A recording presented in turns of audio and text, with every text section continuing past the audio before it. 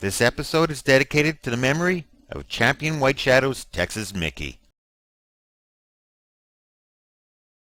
Snow caching, waymarking, round 1 of GPS Wars, and the Oscar goes to Icenrye's Geocaching Videozine.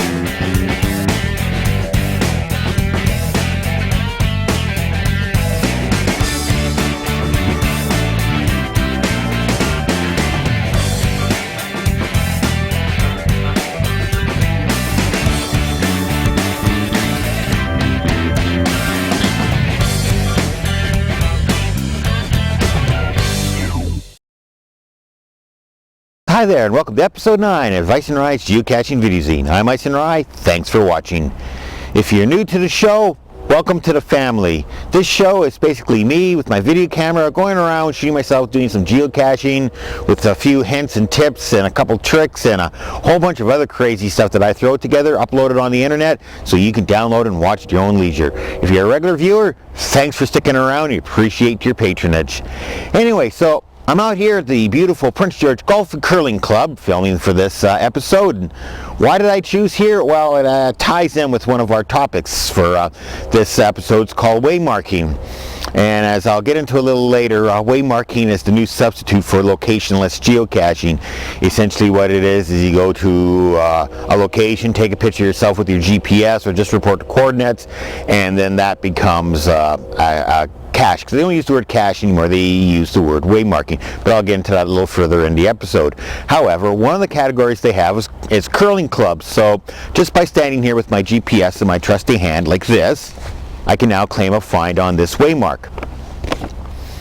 So anyway, so why the long delay between episodes? Well, back in February I took a trip to Calgary to go visit with some friends. As a matter of fact, let's take a look at that. I spent a weekend in Alberta with my friends Paul and Deb of Snowfire Sam's and their 6 kids, Yuki, Mickey, Tika, Maverick, Mercedes, and Cajun. We had great mild weather and allowed us to travel west to the resort town of Lake Louise in Canada's Banff National Park, where tourists from all around the world were enjoying winter.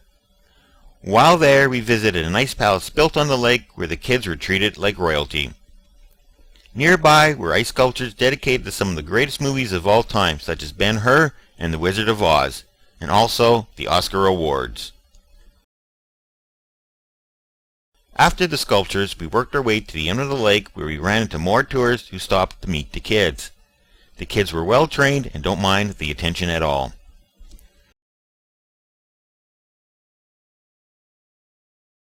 After working our way down the trail a bit further, we were able to enjoy the scenery and the hike. A good time was had by all. Once back in Cowtown, we did some geocaching and visited with an online friend. Alright, so what do we got in store for this episode? Well, we got lots of good stuff. First, we got an article on waymarking, which, as I just explained, is a new form of locationless caching. Also, I have a very brief and somewhat embarrassing look at snow caching. I've gotten a ton of requests from people asking me to go out and do something on snow caching. Well, most of you also listen to the Podcaster podcast, and they did an awesome episode a couple weeks ago on snow caching. They had B.Y. Brett from Geocacher U on talking about it. So I'm not actually going to get into the physical aspects of what to do and hypothermia and all that stuff. I just want to take my camera and go caching in the snow and actually give you a chance to see what it looks like. And didn't turn out quite the way I wanted to, but I hope it's entertaining. I also featured GPS Wars Round 1 and Round 1.5. Now, I've mentioned in my last episode that I got the Garmin for Christmas, so now I have a Garmin and I have a Magellan, the 2 leading brands of GPS receivers. Now, Basically what I'm doing is I'm just doing a series of little tests and things to see, which one is easiest to use, which one does the better job of getting you to the plastic box. Now I want to emphasize I'm not comparing features, because my Magellan is sort of a base model. It has mapping, but that's about it. It's black and white and it's rather plainish, whereas the Garmin is pretty much their top line. It doesn't have the compass feature. It's not a CS, it's just a regular C, so it has the color screen, but it has stuff like turn-by-turn directions for when you're navigating throughout the city, and as a lot of people say, it does a really good job of getting you to the parking lot to look for the cache. But that's not what I'm looking at. I'm just merely looking at accuracy. Which cache does the best, quickest job of getting me to where that plastic box is? And of course, I gotta have some caching in this episode. And in this episode, I go back to November when I was down filming the SkyTrain series. I also had a day where I got together with a fellow geocacher, Fire Ted, and his wife, and we did a pair of caches down in the South Langley area. Stick around, and some great scenery as usual. So that's what's on today's show. Let's get on with it. Let's get on with the news.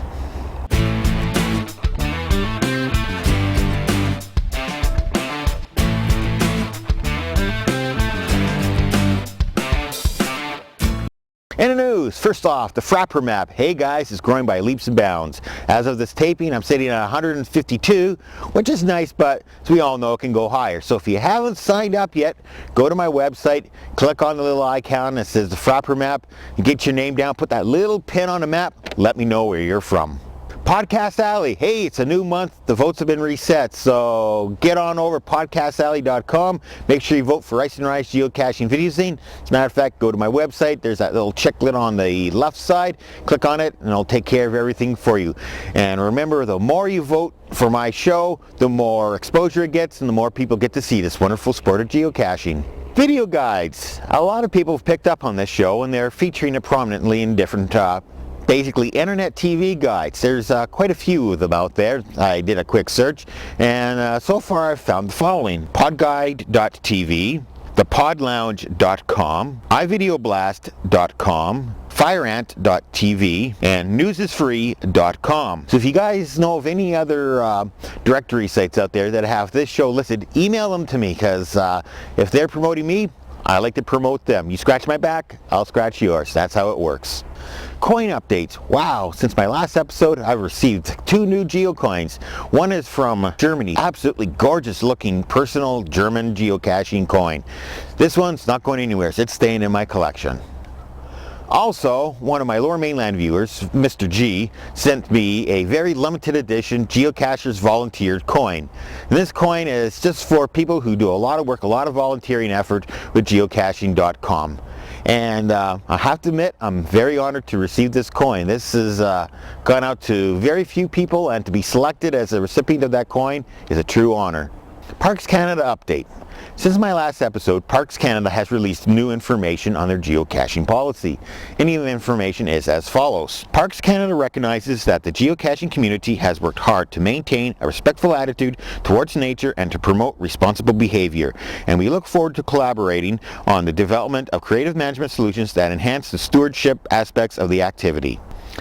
In developing a final policy on geocaching, Parks Canada will be working with a variety of individuals, including the following geocaching organizations: volunteers from geocaching.com, Maritime Geocaching Association, l'Association des Geocachers du Québec, Ontario Geocaching Association, Manitoba Geocaching Association, Saskatchewan Geocachers, geocaching-edmonton.com, Calgary Area Geocachers, and the British Columbia Geocaching Association.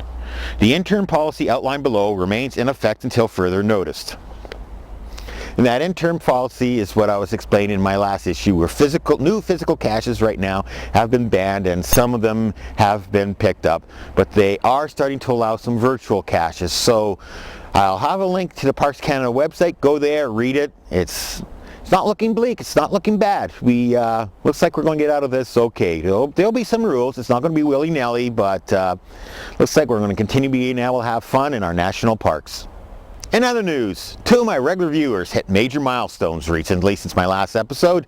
TJ Guy, all the way from Maple Ridge, British Columbia, he found his 500th cache. Congratulations, TJ. I hope to catch up to you in about 302 more. I'm on your tail, buddy. Look out.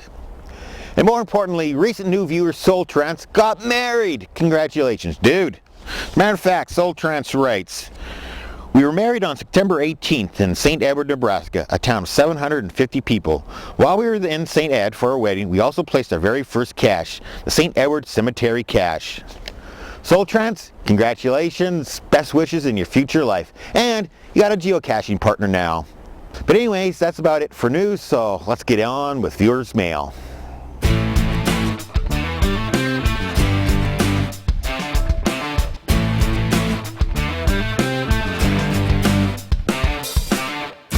Alright, we've got a fine selection of viewers' mail this month, so let's get started. First we hear from Mike G. And he writes, "Thanks for putting your show on Rant Radio. I went out and bought a GPS, and me and my friends go geocaching all the time. It's so awesome, like going on adventures in real life. Thanks a lot." Mike, glad you're enjoying the show, and I hope you're seeing this, because this episode probably won't be airing on Rant TV for a while. They're just showing episodes 1 through 5. I have to get a hold of the owner of Rant TV and let him know that there's a few new episodes. So again, it's another convert from Rant TV, ranttv.com. Again, I'll have links in the show notes. You can go there and check out some streaming video. Next we hear from Searching For It, and he writes, "Hi Icenrye, how did you come up with that name?" Well, actually, I've been asked that question quite a few times, but I figured I'd finally put into the viewer's mail. Icenrye is just sort of a short mutation of the line Ice and Rye. And Ice and Rye were my first two dogs, my two Samoyeds, as I often refer to as the Northern Breed Crew. Ice was my first dog. I got him in 1995 as a 4-month-old puppy and trained him, and he was my working dog, and we performed in a sport called agility, which is similar to equestrian except it's done with dogs, and unlike equestrian, you get to ride the horse. With agility you get to run with the dog, so it kind of kept you in shape. Tragically, I lost Ice in an accident in 2004, and I miss the big guy every day. But I still have Rye. He's my obedience dog, but he's up in age now. And my third dog, my newest dog, is a border collie named Abel. I started off using Icenrye, and of course, as people tend to do in the English language, they shorten up words, so a lot of people don't say the word and, they drop the A and the D and it just comes out N. So that's how I came up with the name of Icenrye, and I went with Icenrye because Ice came before Rye, and if I said it the other way around, it'd be Rye and Ice, and everybody would think I'm a drunk. So next we hear from Joss Katz, and he writes, "Hi, just want to let you know I enjoy your geocaching videozine very much. I had a look on your website and turned cold when I saw that you started geocaching in May 2004, just after you lost your good friend. Sounds very much like my story. I also started geocaching in May 2004, a few days after my favorite brother died. What a coincidence. I live in the Netherlands, but when I see your videos, I envy you for living in Canada. What a lot of nature. Anyway, when I go geocaching, I always take my dog Spiky with me. I even made a multi-cache named after him called Het Spiky Pad, the Spiky Trail. I hope to keep on making those nice videos. Kind regards, Joss Katz."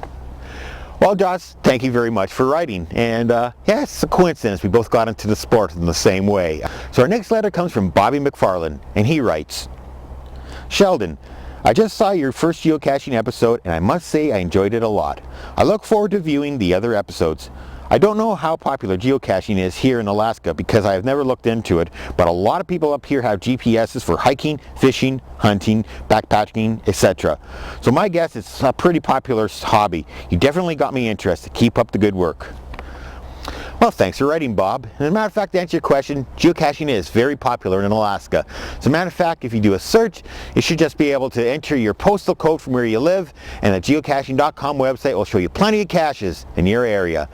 So since you have a GPS, yeah, look up the sport, get into it. I really think you're going to enjoy yourself. And welcome to the family, and I hope you keep watching Icenrye's geocaching videozine. So that about wraps it up for viewers' mail. Let's get on with the Frappr Map shoutouts.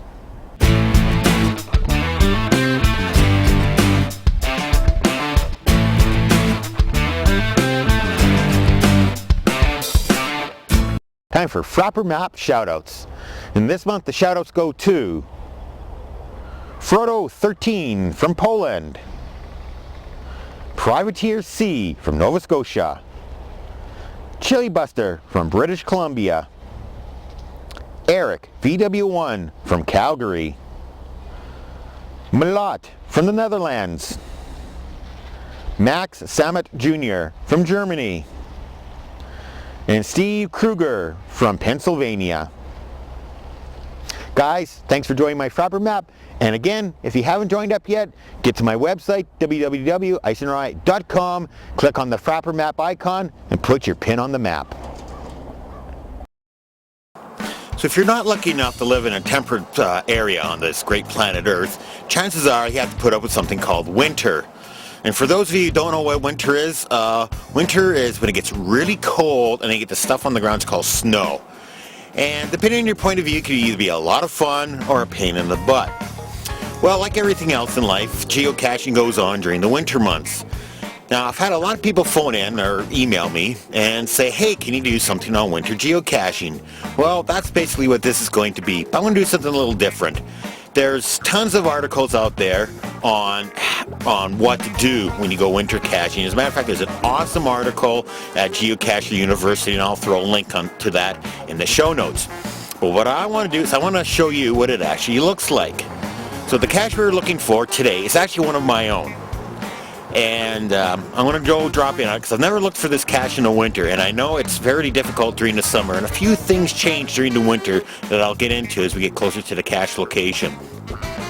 So I'll be able to hopefully find it, and while I'm there I just want to do a little bit of cache maintenance, check in on it, see how it's surviving its winter, and make sure everything's kosher with it. So anyways, if I pull up my trusty GPS here in my pocket, it's showing us that we're about 200 and some odd meters away from the cache, and it's just down this trail behind me. So we're off and running.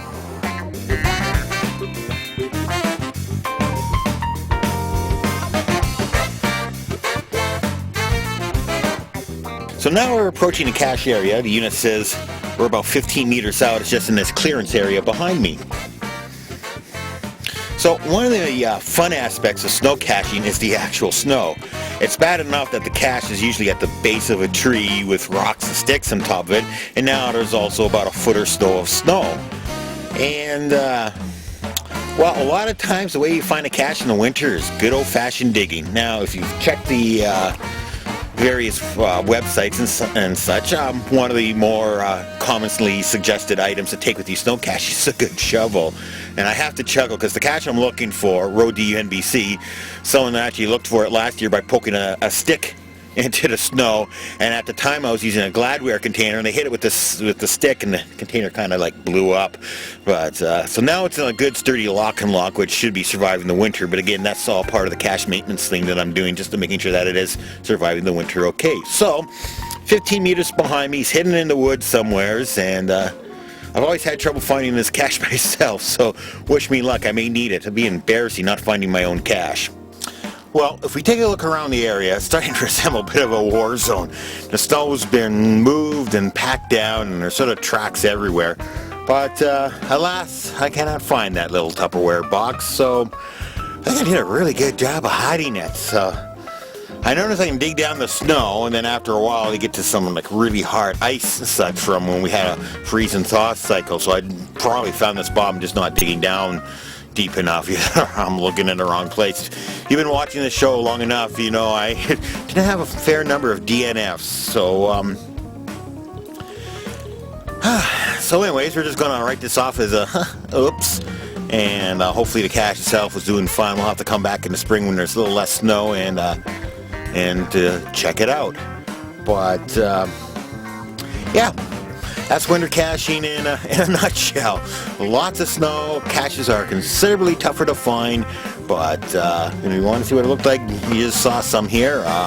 It's actually lots of fun. It's not too bad out today. It's about minus 10 Celsius. It's not overly cold, and the sun wasn't starting to set. I'd probably stick around. Or it's also nice when you go caching with friends, because then you can, get more people looking around. But as for now, well, time to head back home and get going on my next project.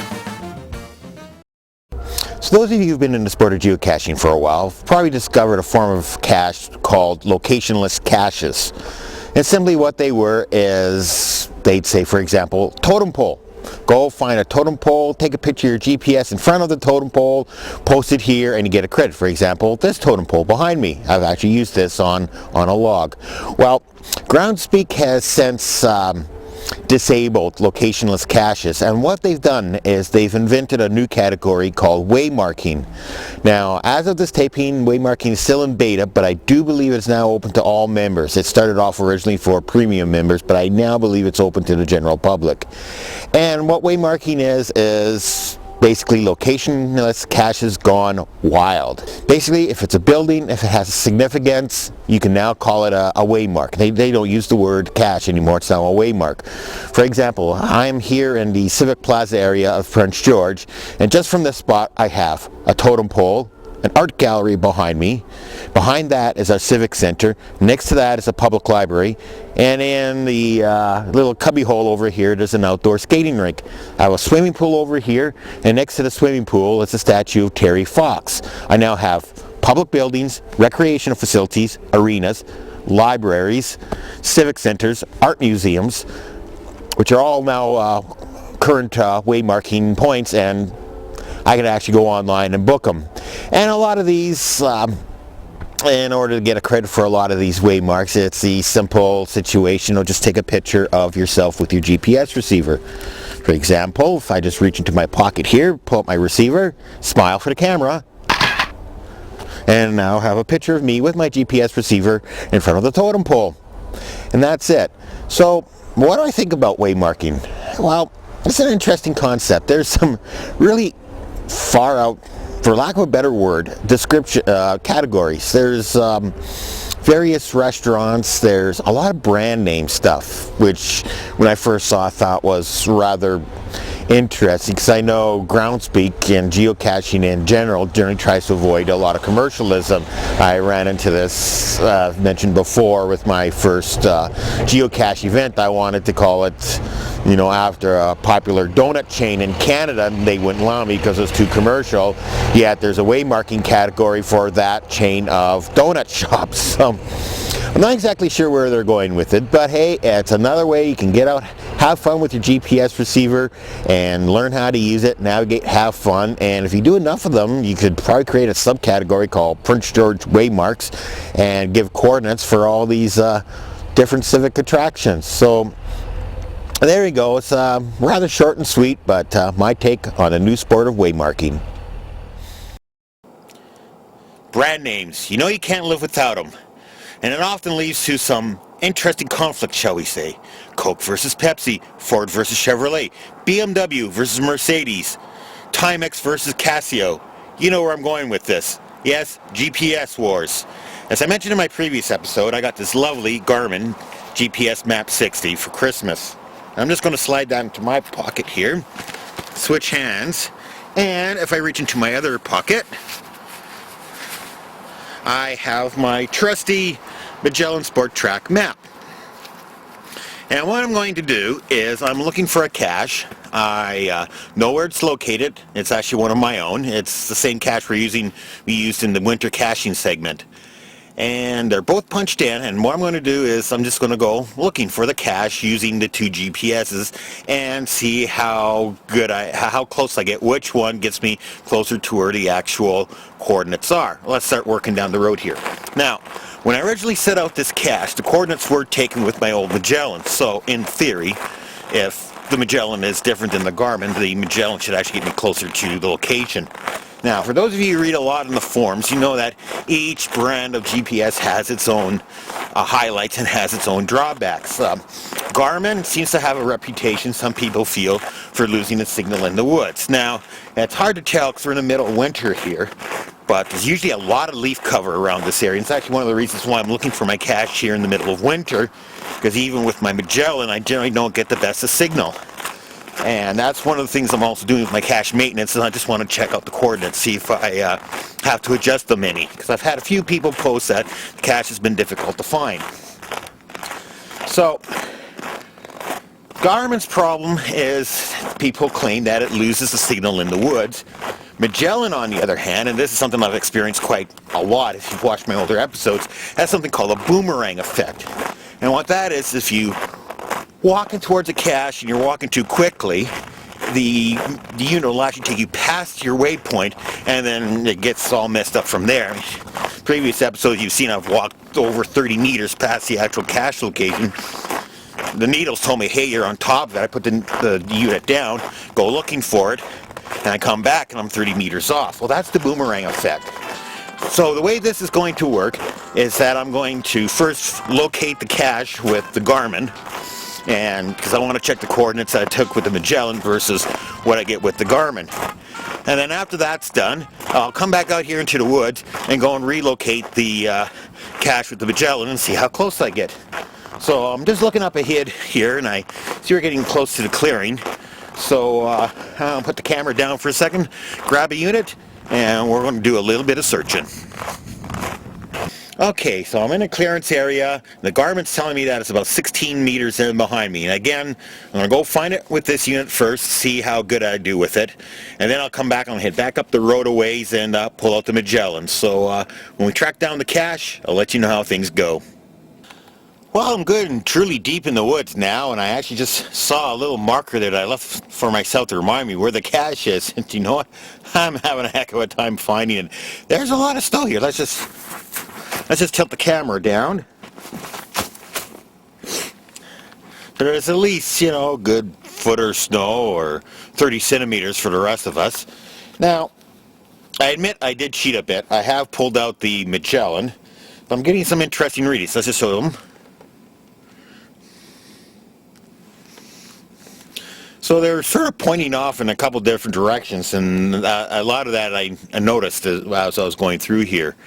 And I really can't describe it specifically, but there were times when the directions they were telling me to go was 180 degrees, completely different, so I sort of split the difference. But once I actually stopped and let the unit settle down a bit, they eventually did start pointing me in the same direction. So I just basically been running around circles in this spot looking for this cache, and so right now the units are kind of confused. But again, it's one of those things where the last time I checked we have 6 meters of accuracy, and they're telling me that I'm 6 meters away from the cache. So I could be standing on top of my little plastic box. So I know it's around here somewhere, so it's in the area. So I'm going to get back to thrashing some snow here, and we'll let you know how things go. Alright, well, as you saw in my winter caching segment, I never did find the box I was looking for. And with the GPS units, it was rather interesting. If I go in and take a look at them,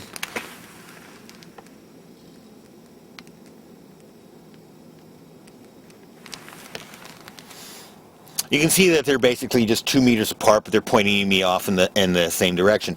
Now, when I was actually looking for the cache, I originally told you that I was going to go find it with the Garmin and come back, grab the Magellan, and see where it took me.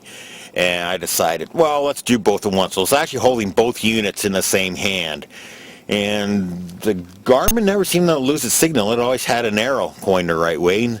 And the Magellan had a little bit of a boomerang effect where I'd be walking along and suddenly the needle spun away. And mentioned earlier how the needles were telling me to go in 2 separate directions. And that sort of brings up not so much an unknown, but a less common rule of geocaching, is that when you get within, say, about 10 meters of the actual cache location, just stop for a minute and just hold your unit up and just let it figure out where exactly you are.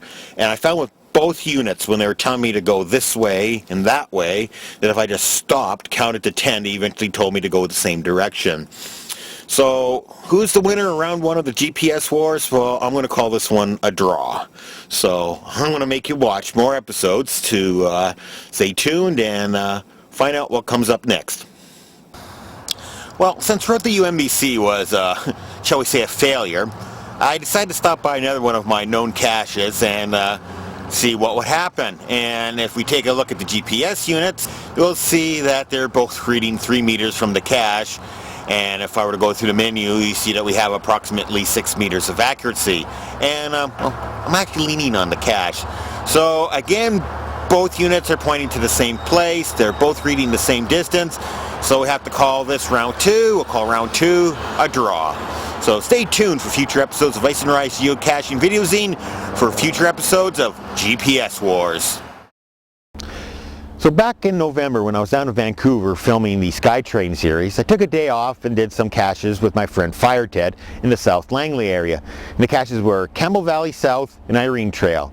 And as usual, Lower Mainland scenery was just totally insane while I was down there.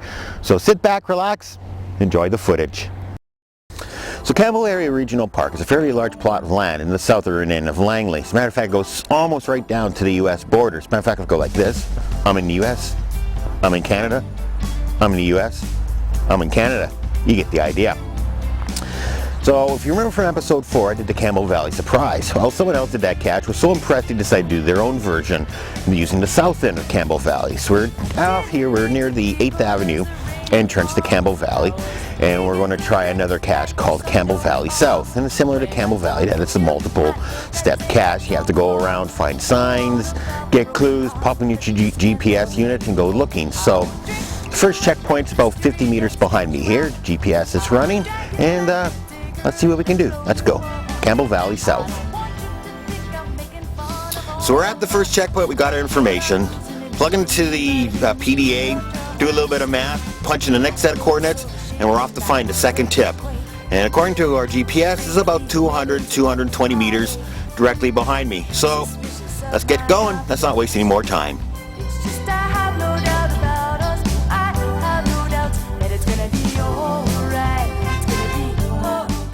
So I'm now sitting at the second checkpoint.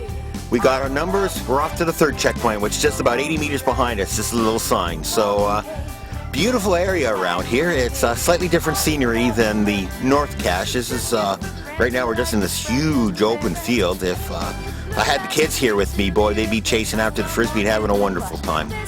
But anyways, it's a gorgeous day out here. I don't want to sit around. Let's go find the cache.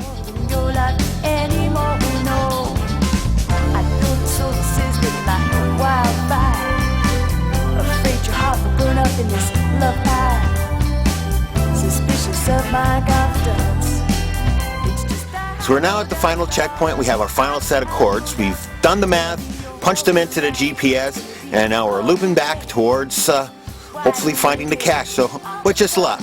Alright, anyways, we're off and running. Alright, victory, found it. Here it is, nice little cache. Just took a look inside. It's got all kinds of cute little trading goodies in here. And we're just going to fill out the logbook, do some trading, be on our merry way. And at this time, I'd like to thank Fire Ted and his lovely wife who came with me on this trip and gave us a head. Matter of fact, there she is. Wave to the camera. Say hello. She actually did all our bookkeeping and did all the math for us. And all I basically did is come along for the walk. Well, anyway, so if you're ever in the Langley area, make sure you check out the Campbell Valley twins, Campbell Valley Surprise and Campbell Valley South. They're in the same area. It's a beautiful park down here. And I had a lot of fun today. So anyways, we're going to wrap this sucker up and we're going to take off to our next destination. So our next stop in Langley is the Irene Pierce Trail, just north of the border. As a matter of fact, this road I'm on, the end of the road, there's a border marker. And so almost caching in America. But anyways, this is another one of these multi-caches, and according to the plans, first thing we do is find a sign, get some coordinates, find a micro. From there we got to grab a compass to go find the final cache. So I haven't done one quite like this before, and I got Fire Ted and his wife are up ahead of me. They're already on the trail, so I guess I better get going, catch up to them. So we'll check in with you at the first check stop.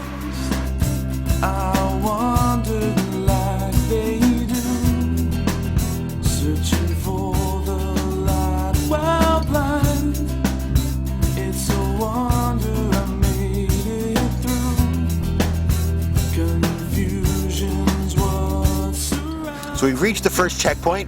We got our numbers, we've done some math, and as you see, there she is. Fire Ted's wife again done the math for us. We got the coordinates punched in. The cache is approximately 250 meters that way. So we're off and running. Alright, so we've reached the second checkpoint, and there's a couple of interesting things about here.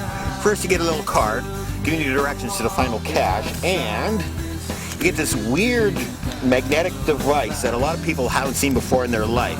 And it's called a compass. It basically tells you where to go. And believe it or not, this is sort of how they geocached before the GPS was invented. interesting device. So anyways, we now have our final directions, we have our compass, and we're off to find the final cache. So let's see what happens.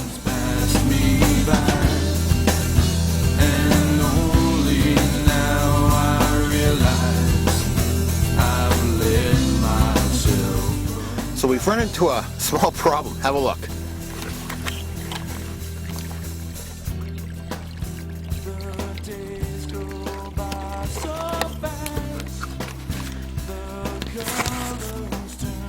That's the trail. It's a little washed out.